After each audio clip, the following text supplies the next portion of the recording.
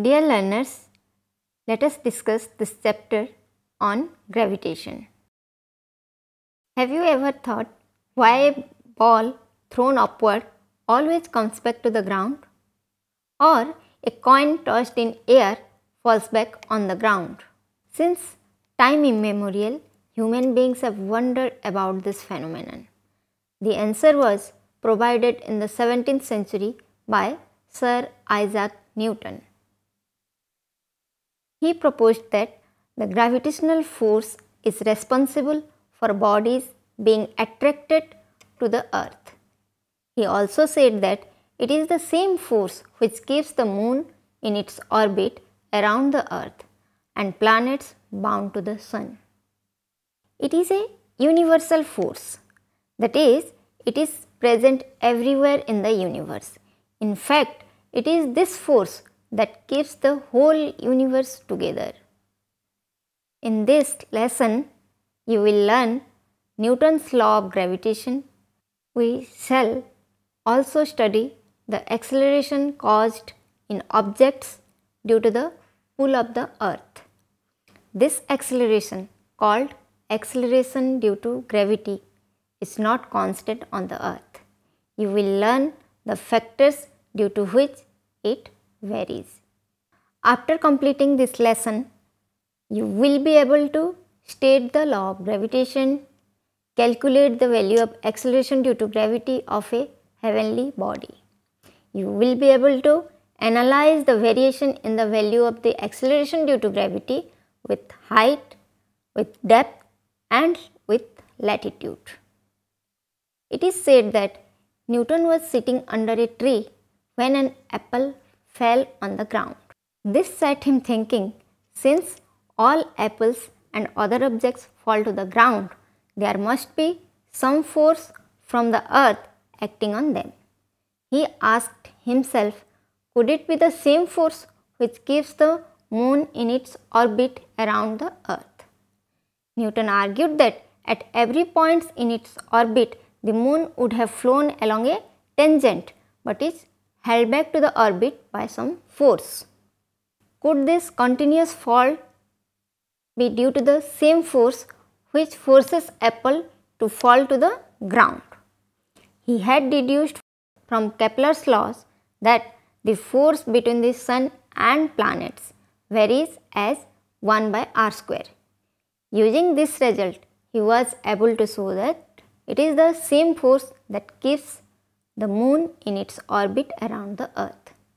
Then he generalized the idea to formulate the universal law of gravitation. So, what is universal law of gravitation? It is also known as Newton's law of gravitation. And this law states that every particle attracts every other particle in the universe with a force which varies as the product of their masses and inversely as the square of the distance between them. Suppose we are taking two particles m1 and m2 and the distance between them is r. So, now we can write F is proportional to m1 into m2 and F is inversely proportional to r square. So, we can write F is proportional to m1 m2 divided by r square. So, F is equal to, here we will multiply a constant of proportionality. Here we are taking g as the constant of proportionality. So, we can write F is equal to g m1 m2 divided by r square, where g is called the universal constant of gravitation. Later on we will read more about g. Now, what is the characteristic of this gravitational force? The gravitational force is always attractive, unlike the force of electricity or magnetic force, because electric force or magnetic force are both attractive and repulsive, but gravitational force is always attractive. It is one of the fundamental force, and the attraction is always mutual. That means if there are two particles, then each particle will attract the other particle, and the force acts along the line joining the two particles. As you know, force is a vector quantity, hence it has magnitude and a direction. Hence, the direction of the gravitational force between two particles acts along the line joining the two particles. Now, what is the vector form of law of gravitation? As I have told, force is a vector quantity, so we can represent this expression F equal to G m1 m2 divided by r square in vector form. Suppose we are taking two particles having masses m1 and m2 and r is the distance between them. Suppose F12 is the force of attraction exerted by m1 on m2. You can see in the figure the force acting on m2 is F12 due to m1 and F21 is the force acting on m1 due to m2. So, we can write F12 equal to G m1 m2 divided by r12 square into r12 cap. Here r12 cap is the unit vector. Similarly, we can write F21, that is the force acting on m1 due to m2 is equal to G m1 m2 divided by r21 square into r21 cap. As the unit vector r12 cap and r21 cap are in opposite direction, hence r12 cap equal to minus of r21 cap.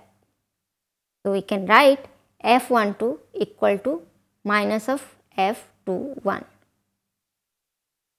Hence, we can say F12 and F21 are equal and opposite. Here you can see in the mathematical expression that F12 equal to minus of F21, that means their magnitude are same and the negative sign denotes that the direction are opposite.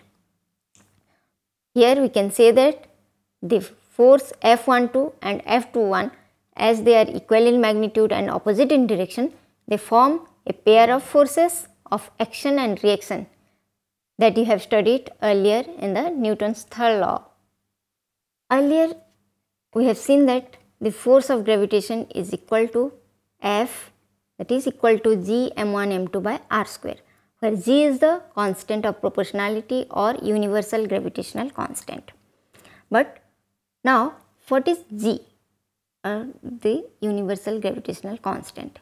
Actually, the value of constant G is so small that it could not be determined by Newton or his contemporary experimentalists. It was determined by Cavendish for the first time about 100 years later. As you can see, the value of G is very small, 6.67 into 10 to the power minus 11.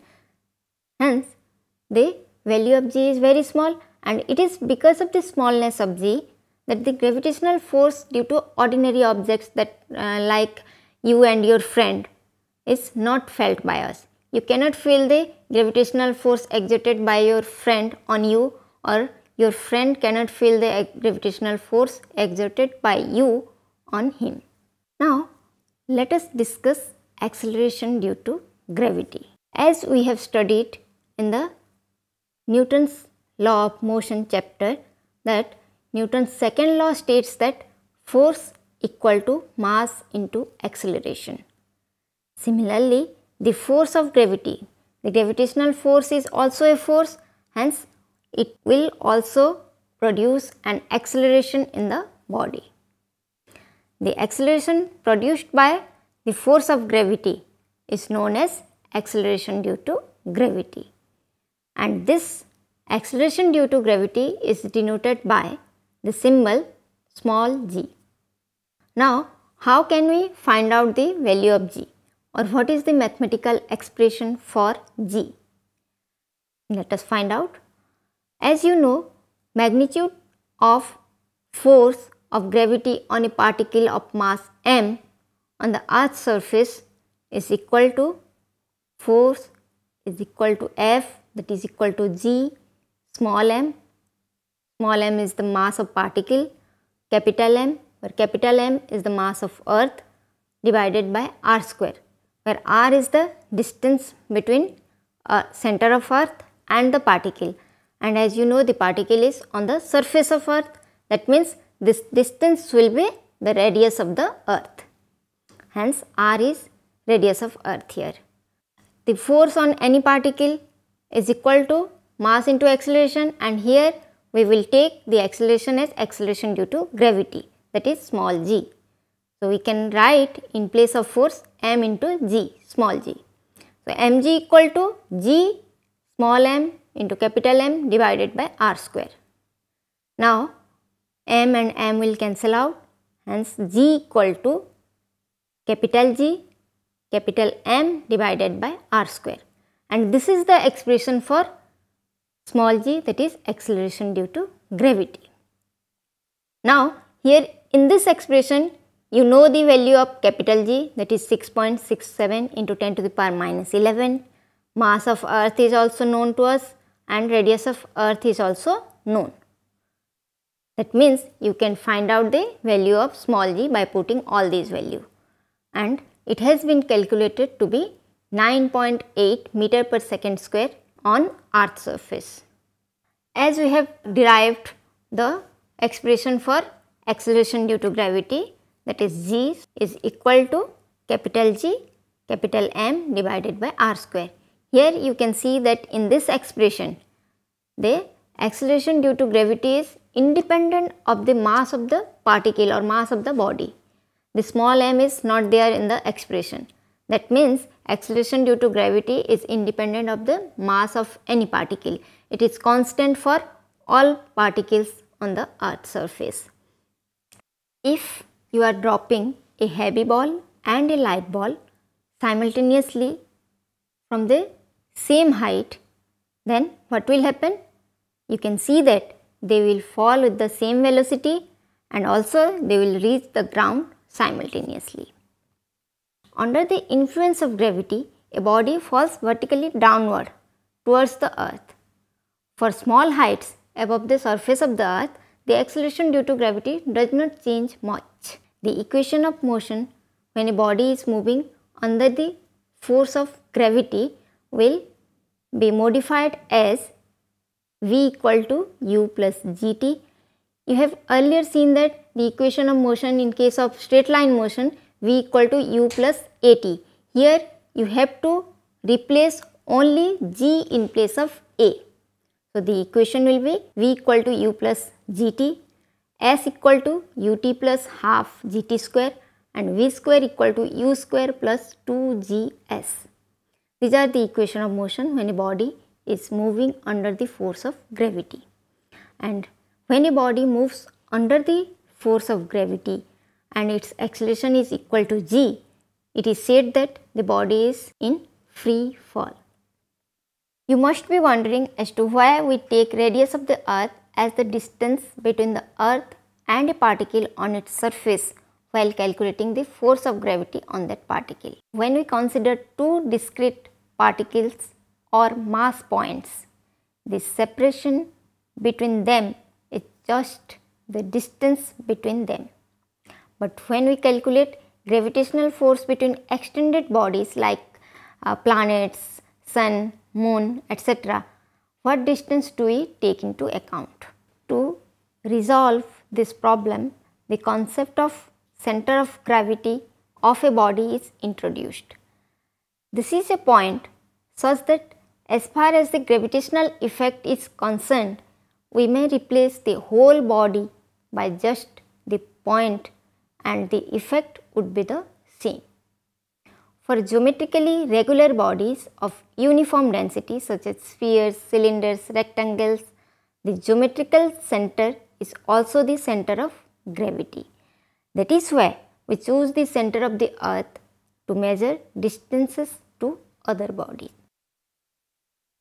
Now, let us discuss the variation in the value of g. As we have studied that the value of capital G, that is the universal gravitational constant, does not change anywhere in the universe, but the value of small g, that is the value of acceleration due to gravity, changes with height, with depth and with latitude. Let us first discuss what is the variation of g with height. For large value of h, the magnitude of g decreases as square of the distance from the center of the earth increases. For example, if a particle is situated at a distance r, that is equal to the radius of the earth from the earth's surface, that means the distance of the particle from the center of the earth is the radius of earth plus the distance r above the earth's surface. That means the total distance from the center of earth is 2r, r plus r, that is 2r. That means the value of distance from the earth's surface here is very large, that is almost equal to the radius of earth. In that case, we can find out the acceleration due to gravity g by putting the same formula or same mathematical expression what we have studied earlier, that is small g equal to capital G capital M divided by r square. So, the expression becomes g prime divided by g, where g prime is the value of acceleration due to gravity at the point or at a distance r from the earth's surface, and g is the acceleration due to gravity on the earth's surface. So, g prime divided by g equal to r square divided by r prime square. R prime is the distance of the particle from the center of earth. So, what is that distance? R prime equal to 2r. So, r prime square equal to 4r square. So, g prime divided by g is equal to, we can write r square divided by 4r square. R square and r square cancel out and that becomes 1 divided by 4. That means the value of acceleration due to gravity will be 1/4 when the distance is twice of r from the center of earth. But if the distance of particle is less as compared to the radius of earth, then what happens? Let us see. When the distance is smaller, that means s is very much less than r. Here you can see in the figure the value h. S is the distance of the particle above the earth's surface and r is the radius of earth. Then we can write gh, that is the value of acceleration due to gravity at a distance h from the earth's surface. Gh equal to gm capital G capital M divided by r square, and that r square is here the distance from the center of earth to the particle is r plus h. So, r plus h whole square, that will become gm divided by r square into 1 plus h by r whole square, and if you simplify it becomes g divided by gm by r square equal to small g, that will become g divided by 1 plus h by r whole square. Now you can write g divided by gh equal to 1 plus h by r whole square, which is equal to 1 plus 2h by r plus h by r whole square. Here you put the formula a plus b whole square, which is equal to a square plus b square plus 2ab. So, this becomes 1 plus 2h by r plus h by r whole square.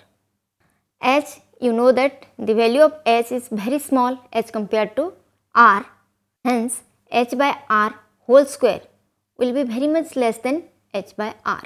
Since h by r whole square is very small, it is neglected. Now, gh becomes gh equal to g divided by 1 plus 2h by r. Here we have neglected the quantity h by r whole square.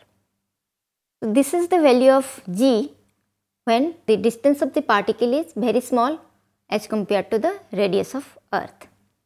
Now, what is the variation of g at a depth from the earth's surface? For that, consider a particle at point P at a depth d inside the earth's surface. Let us assume that the earth is a sphere of uniform density. The distance of the point P from the center of the earth is r, that is small r, is equal to capital R, that is the radius of earth, minus d, because the particle is at depth d. So, d is the depth from the earth's surface, small r equal to r minus d, capital R is radius of earth. So, this is equal to distance of the point P from the center of earth, and rho is the density of earth, which is uniform. Place a mass at point P and it will experience gravitational force due to two types of masses, that is, one for the masses of the cell of thickness d and for masses of the sphere of radius r. It can be shown that the forces due to all the particles in the cell cancel each other. That is, the net force on the particle at P due to the matter in the cell is 0. Therefore, in calculating the acceleration due to gravity at P, we have to consider only the mass of the sphere of radius r minus d. Suppose m prime is the mass of the sphere of radius r minus d. We can write mass equal to volume into density, and density is rho, volume equal to volume of sphere is 4 pi by 3 r cube. So, we can write m prime equal to 4 pi by 3 rho, here radius is r minus d, hence r minus d whole cube. Now, the acceleration due to gravity experienced by the particle at point P is gd. Suppose the expression is gd is equal to capital G m prime divided by r minus d whole square. That is equal to, as you know, the value of m prime equal to 4 pi by 3 rho r minus d whole cube. Put this value here in m prime and the value of gd becomes 4 pi g, that is capital G, divided by 3 rho into r minus d. Here you see that the value of gd is directly proportional to d, and if d increases, r minus d decreases, the value of r is constant, that is radius of earth is constant. So, if d increases, that means if you go deeper inside the earth, then the value of r minus d will decrease, and the value of g decreases as we go below the earth, because g is directly proportional to r minus d. As r minus d decreases when d increases, hence value of g also decreases. If we put d equal to r, that means if we are at the center of the earth, then put d equal to r in the expression for gd, then it will become r minus r, hence the value of gd will be equal to 0. That means at the center of earth, the acceleration due to gravity will vanish, it will be equal to 0. Also note that r minus d equal to small r is the distance from the center of earth, and acceleration due to gravity is linearly proportional to this value, that is small r. Now, gd at the surface, that is on the earth's surface, will be equal to g. Here on the earth's surface the depth is 0, that is small d equal to 0. If we put this value of d in the equation for gd, the value becomes 4 pi g divided by 3 rho into r. This is the value of g at the earth's surface, which is equal to 9.8 meter per second square. Now, let us compare the value of g at the surface of earth and at a depth d. gd, that is the value of acceleration due to gravity at a depth d, is equal to small g, that is value of acceleration due to gravity at the earth's surface, into r minus d divided by r. Hence, this becomes g into 1 minus d by r, and this is the value when the value of d lies between 0 to r, that is radius of earth. Here you can see that g decreases with both height as well as depth. We have seen that in case of variation of g with height, it decreases as 1 by r square. Here it decreases as 1 by r. Now let us represent this variation of g graphically. Here you can see the graph on your screen that the value of g at exactly r, that is on the earth's surface, and the value of g is 9.8 meter per second square. As we go deeper inside the earth, that means the value of r or distance decreases. Hence, you can see the acceleration due to gravity is decreasing, but it is decreasing linearly. But as distance increases, that is in the range from r to 2r, you can see that the value of g also decreasing, but it is decreasing in a curved manner.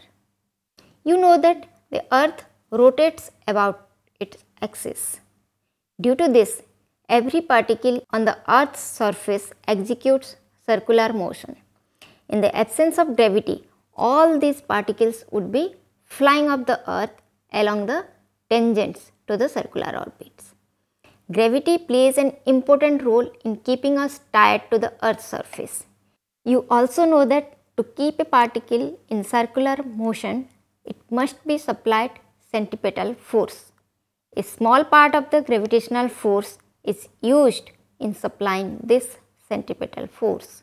So now, how the value of g varies with latitude? The effect of rotation of the earth is maximum at equator and minimum at the poles. So here we will not derive the total mathematical expression, we will only express it in terms of g, omega and lambda, where lambda is the value of latitude at any point. Suppose g lambda is the value of g at latitude lambda. Then we can represent g lambda equal to g minus r omega square cos lambda.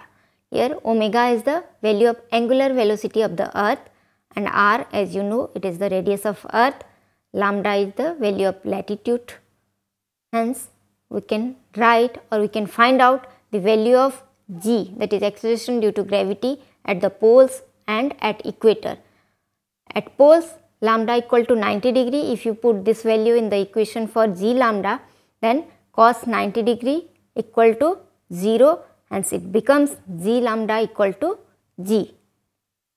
That means the value of acceleration due to gravity at the poles is equal to the value of g at the earth's surface, that is 9.8 meter per second square. But at the equator, the value of lambda equal to 0 degree, you can put this value and you can get the value of acceleration due to gravity at equator also. So this is all about the variation of g due to height, due to depth and due to latitude. Now let us summarize what we have discussed today. The force of gravitation exists between any two particles in the universe. It varies directly as the product of their masses and inversely as the square of distance between them. The constant of gravitation, that is g, is a universal gravitational constant, and the force of gravitation of earth attracts all bodies towards it. That means the force of gravitation is always attractive. The acceleration due to gravity near the surface of the earth is 9.8 meter per second square, and it varies on the surface of earth because the shape of the earth is not perfectly spherical. The acceleration due to gravity varies with height, depth and latitude that you have seen, and the mathematical expression for this all we have derived also. I hope you have understood what we have discussed today. Thank you.